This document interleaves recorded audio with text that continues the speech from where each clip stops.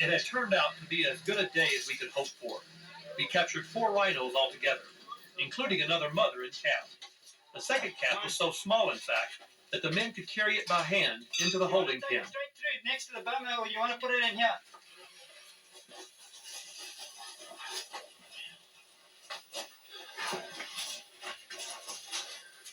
In the pen next to the baby, its mother was already awake. Her horn had been trimmed for safety reasons. Now Mike and the vets worked quickly to reverse the drug and wake up the baby. This is the smallest one I've ever been involved in catching, and under normal circumstances we probably wouldn't take a cow and calf like this, just because of the size of the calf, but the situation is not normal anymore here. Poaching has been so bad that we'll take everything. Poachers will kill a calf like this just for a little nubbin at home. Our big problem is reintroducing her. We've been touching her and stuff like that, but she's a little bit tranquilized from long-acting tranquilizers, so hopefully she'll accept it.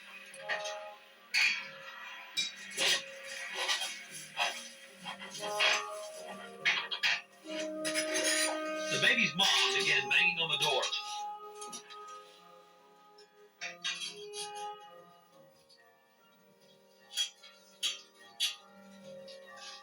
Mike opened the door, separating the 2 of them, and we all held our breath.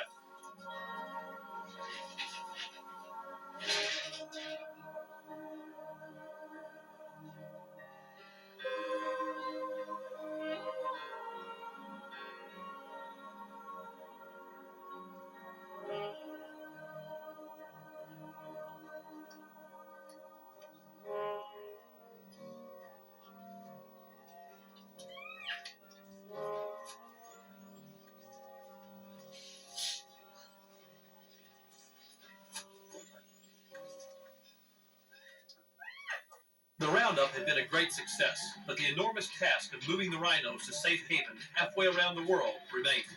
Some were going to Australia, some to the United States.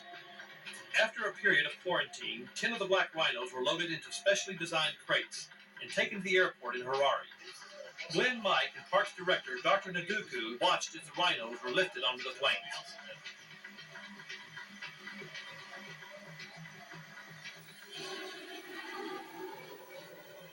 After a change of planes in Frankfurt, Germany, these rhinos were on their way to the United States, landing in the wide open spaces of Texas. From there, 2 were destined for Florida, 4 to private ranches in Texas, and 4 to the Fossil Rim Wildlife Center. Evan Bloomer of Fossil Rim waited nervously for the precious cargo to unload. Well, it's been a long time. I'm not going to believe it until I look down and see a real rhino inside that crate. It could be filled with furniture. Mike Koch had traveled the whole 10,256 miles watching over the rhinos, making sure they arrived in good health. The rhinos were fine. But you're tired, huh? Yeah, it's been a long flight, but it's strong. Well, you're tough, I'll tell you that. I couldn't stay up that long. All right. They were almost home. The last stretch was by truck over the Texas landscape.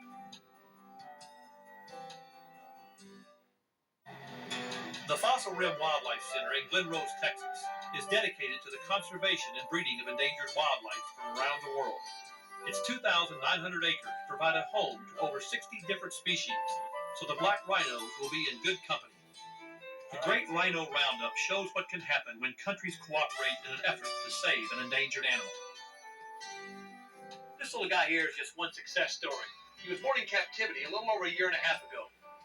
Breeding animals in captivity isn't the only answer, but it will give us time to understand how to protect these animals' habitat, so that these animals will still be around for our children and our children's children. Come on, boys.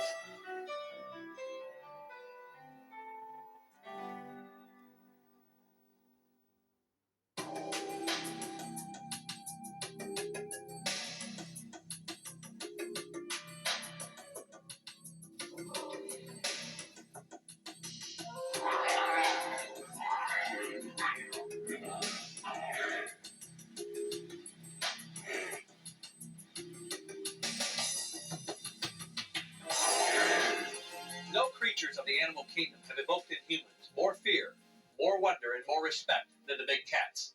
They come in many patterns and colors. Some are wrapped in stripes like the tiger, and some are marked in spots like the leopard. Behind the big cats lie 4,000 years of history and legend. that have transformed them into symbols of ferocious power. Egyptian pharaohs were depicted with the bodies of lions. And to this day, the lion is still the king of beasts. The big cats have been sanctified and sacrificed. The Maya worshipped the jaguar, and its image was forever immortalized on their temple walls. Some big cats, little known and seldom seen, have acquired a place in myth and folklore. The American mountain lion has fled its greatest enemy, mankind, and has sought refuge in remote wilderness areas. Big cats have been trained to amuse, like the cheetah. But in the wild, all the big cats are hunters, animals designed to kill. They must, to survive.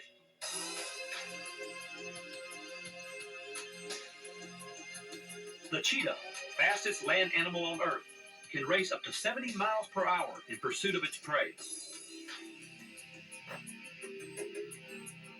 But now wild habitats are vanishing, and the big cat must learn to live in a different world. At the Knoxville Zoo, Becky Hargis is one of many zoologists who have created a new home for endangered cats. Now, the cheetah can find a little bit of Africa right here in Tennessee. Where are they? I don't even see them. They'll be probably over in this area. They'll be moving around. This is their most active time. Just like in the wild, in the hot part of the day, they're going to be under bushes and they're going to be in the shaded areas. Because it's the world's fastest animal. Yes, they can. And I'm probably the world's slowest animal. I still don't see them.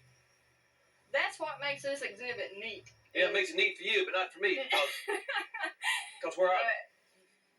There's one right over there. Oh, Lord, yeah, right there in front of us. Okay. Woo-hoo. One thing we tried to do in this lot is give them areas that they can climb up on. They love to get up high, and in the wild Yeah. they would do that. They would go up and look and watch for prey. You notice how she's turning her head and scanning around from side to side? That's what she'd do in the wild. She likes it up there this morning. Being the curator of mammals here at the Knoxville Zoo, are cats your favorite? Yes, most definitely. I've actually worked in all areas of the zoo, but yes, cats are my very favorite. Cheetahs are my very favorite, yes. And they are awesome, magnificent animals. Of course, the most visual thing anyone's going to see when they see the cheetah is the streamlined body, like a greyhound, built for speed. One of the other unique things is their feet. Their feet are more dog-like. They're narrow. The claws are out. You see the claws at all times. And that is for traction. Also, their spine is very, very flexible. And that gives them more reach when they're going because it acts like a spring. And it just propels them. The tail is vital. It's like a rudder. They turn with that tail. It directs them. Becky, what is the status today of the cheetah in the wild? The cheetah is one of the most endangered of the big cats. That's due to the habitat loss, high mortality rate of the infants.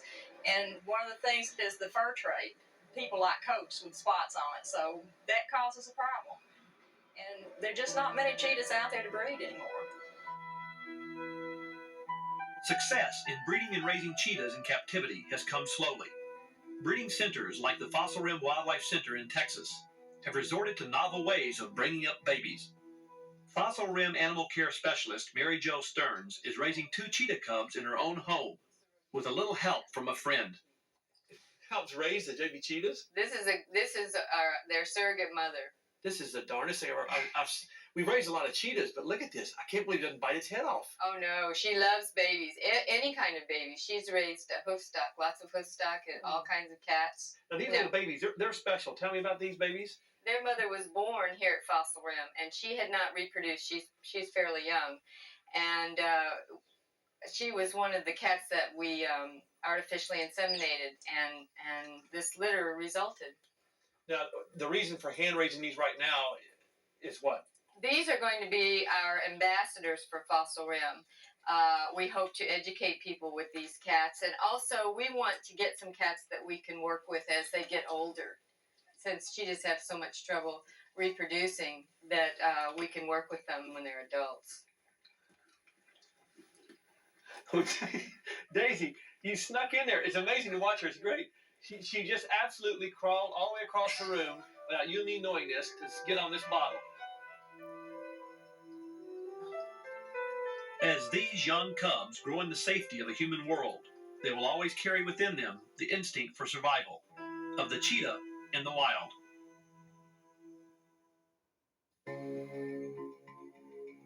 Cats have been around for more than 50 million years. They've survived because of their superb ability to adapt to almost any terrain on Earth. Take the leopard. Its fur is camouflage in desert, mountain, or grassland. Also called a panther, it sometimes comes in black, perfect for a cat that hunts at dusk. And white, essential for the leopard that hunts in snow. For millions of years, the big cat has roamed unchallenged. Humans are its only predator, and today, its only protector. Now, humans are working to ensure the big cat's survival. Special. Excuse me, that's my leg you're using. Okay, guys, get right pen and keep moving so everybody gets a turn, please.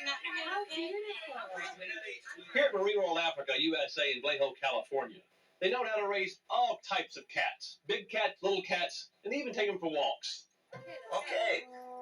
Well, one of the first things about walking the cats, Jack, is Today, I'm walking with one of the most unusual cat families I've ever known. There's a lion cub, a white tiger cub, and even a cougar cub. But most amazing of all is the babysitter, a white Bengal tiger. Leader of our pack is Marine World senior animal trainer Andy Goldfarb. And there's a few simple commands. One of them is come up and no, especially if they're trying to grab you by the legs. All right. I walk my dog all the time. They It's a know. little bit different. The girl. A little bit different. Can I give it a try? I'll get a try, but now if this thing attacks me. I think it'll be okay. Now this one's name is what? This is Raja, and Raja is a 5-month-old white Bengal tiger cub, and that's his dad over there. Beautiful. Samson has a unique personality. He does really well with the younger cats. And I guess this, as far as the public can really appreciate these animals, seeing around the park. Right, seeing them up close and also seeing them together, the different species of cats definitely gives them an idea the differences between the two. Well, every day we hear, oh, look at that lion when they're looking at a tiger. And we say, no, that's a tiger. And then now we can say, this is what a lion looks like. Do you think the little cats learn something from the big cat? I think they tend to develop a sense of confidence when we take them out for walks with the big tigers because they watch them walk into areas that maybe they're unsure of. And they play I around. wouldn't want to make somebody mad here. No. especially- Sometimes especially Samson gets irritated with them, but most often it's just a lot of play. Even though Raja is the biggest out of these guys, the other cats like Sequoia there can definitely take care of herself, and so can Nika. And when they sometimes bite real hard and they get mad and they get into their little fights. I can just in. Just there. Because this tiger will weigh up to 500 pounds, right? Yeah. Yeah. Geez, look at how tall that tiger is. God, day I'm get up off the ground. So when you raise these together, is that mainly for your benefit, the public's benefit? It's actually more for the cat's benefit because Sequoia came to us. She had some brothers, and she was taken from the wild, and so we thought it would be good for her to have someone to take this energy out on rather than ourselves. And same goes with Nika. We wanted her to be able to have someone that she could really roughhouse with. So in reality, it's more for the cat. Well, it's amazing how they all get along, isn't it? Just like people when they're little, you know? Yep. Always get along when we're little, but when we get big, something happens. Yep. Defying all the laws of the jungle, these cubs will continue their roughhousing, even into adulthood. At Marine World, even the keepers are fair game.